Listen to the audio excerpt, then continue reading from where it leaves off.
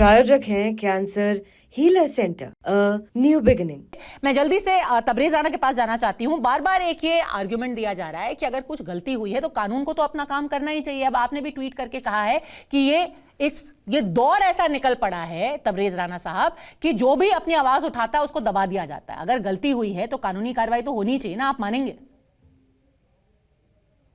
ये तो देखिए हमारे साथ होना ही है। अगर इस जाहिर है कि इसका फैसला जो है वो अदालत से होगा, जहालत से नहीं होगा, वो तो कोर्ट तय करेगा। लेकिन जहां तक हमारा मामला है तो वो हम लोग तो भाई जाहिर सी बात है कि एक दबी कुचली कौम है। वो किसी उस्ताद शायर की गजल है कि हमने अभी एएनआई न्यूज पे मैं था तो मैंने उनको बताया भी कि शायद ये ज़र्फ है हमारा जो खामोश हूं अब तक, वरना तो तेरे ऐब भी मालूम है सारे, वरना तो तेरे ऐब भी मालूम है सारे, हर जुर्म मेरी जात से मंसूब है इतना, मेरे सिवा शहर में मासूम है सारे। और किसी के बयान नहीं सुनाई देते, किसी की नफरत भरी जबान नहीं दिखाई दे रही किसी को। इतना कम से कम इतना हक तो रखा जाए हमारे ऊपर। हम तो उस कंडीशन में है कि मेरा गला दबाओ और मेरी आंखें भी बाहर ना आए। अबू आसिम विलेन बन गए सबकी निगाह में। अरे उनकी बात की तस्दीक की जाए, वो कोई मौजूदा हुकूमत से उसको कंपैरिजन कर रहे हैं तो वो उनका एक पर्सनल व्यू है। हम क्या मतलब, अब उन्होंने कुछ कहे। देखिए इस मुल्क में मौजूदा वक्त में जो खराबी है मोहतरमा, मैं आपको ये बात बता दूं बहुत बाइज्जत तौर से कि इस मुल्क में बोलने की आजादी है लेकिन बोलने के बाद आजादी नहीं है। नहीं, पर एक तरफ आप ये मान रहे हैं कि जो किया है उन्होंने गलत किया है, जब एक्शन होने लगता है तो आप कहते हैं कि दबी कुचली कौम है। ऐसा कैसे चलेगा? नहीं, मैंने ये नहीं कहा। नहीं नहीं नहीं नहीं नहीं, मैंने ये नहीं कहा, गलत बोला। मैंने कहा वो उनकी पर्सनल राय है।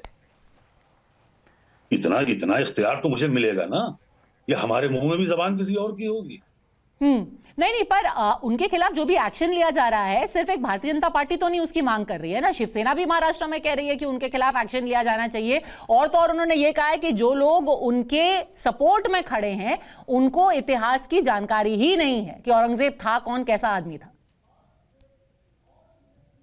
जाहिर सी बात है शिवसेना का वोट बैंक है वहां पे।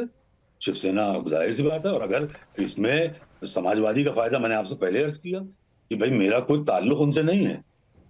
मेरा समाजवादी, मेरी हालांकि मेरे घर में बहुत से लोग सियासत में हैं, मेरी कोई दिलचस्पी नहीं। बकौल मेरे वालिद के, वो कहते थे कि हम किसी भी राजनीतिक आदमी के साथ अगर 2 घंटे से ज्यादा रह लें तो मुझे वॉमिटिंग फील होने लगती है। Same goes with me. मेरा कोई सियासी ताल्लुक नहीं है किसी से। लेकिन अगर एक शख्स कोई अपनी बात रख रहा है तो इस तरह उसका पीछा नहीं लिया जा सकता। भाई उनको सजा देनी थी, वो दे दी गई कि उनको सदन से निष्कासित कर दिया गया। तो ठीक है, वो विधानसभा नहीं बैठेंगे। अब परमानेंट उनको वहां से, जाहिर सी बात है खटक तो रहे होंगे, तो भाई मुमकिन है कि वो परमानेंट उनकी पैकिंग करने की फिराक में हो। ठीक है तबरेज राणा साहब, आपका बहुत बहुत धन्यवाद।